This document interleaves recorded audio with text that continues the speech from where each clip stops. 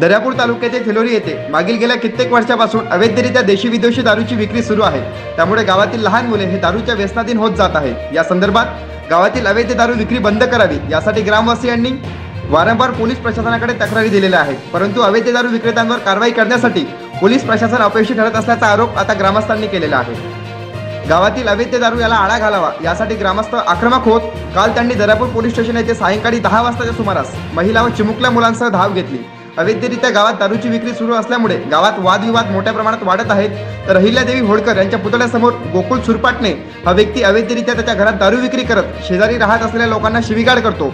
या संदर्भात नागरिकांनी त्याला म्हटले की आम्ही पोलिसांकडे तक्रार सादर करतो। त्यावर त्याने म्हटले की माझं कोणीही काहीही करू शकत नाही, कुणाकडेही तक्रार द्या, माझी सर्व लाईन लागलेली आहे, अशी दादागिरी करत सदर दारू विक्रेता हा गावात सर्रासपणे अवैधरित्या दारूचा व्यवसाय करत आहे।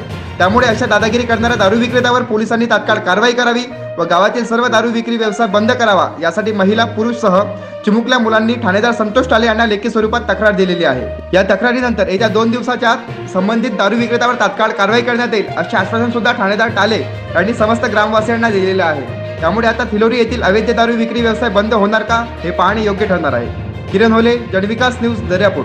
आम्ही सांगतो तपास बाथरूम मध्ये आता पावडर हो आता 4 पेट्या निघून साहेब त्याच्या घरात निघाले। बरोबर आहे, गड्डा गेला, गड्डा त्यांनी 3 पेट्या त्याच्या आम्हाला गाडीचा गड्डा आहे, आमच्या आईला बी पाशी समोर पुतळ्यापाशी पावडर बोलतात दारू पिऊन त्याच्या गावी फक्त 8 दिवस आजमावून म्हणजे 8 दिवसापर्यंत वाट नाही पाहा सांगा। उद्यापासून त्याच्या मागे लागलो मी। कधीपासून? उद्यापासून आजपासून नाही, उद्यापासून त्याच्या मी मागे लागलो आणि त्याचा तुम्हाला इफेक्ट दिसेल। त्याचा जर तुम्हाला परिणाम दिसला नाही किंवा तुम्हाला वाटलं नाही की यांना साहेबांना कारवाई केली नाही, तुम्हाला दुसरे मार्ग मोकळे आहे। उद्यापासून त्याच्या मागे लागलो म्हणजे अशाच वेगवान घडामोडी पाहण्यासाठी आताच आमच्या जनविकास न्यूज चॅनलला सबस्क्राईब करा आणि राहा रोज अपडेट।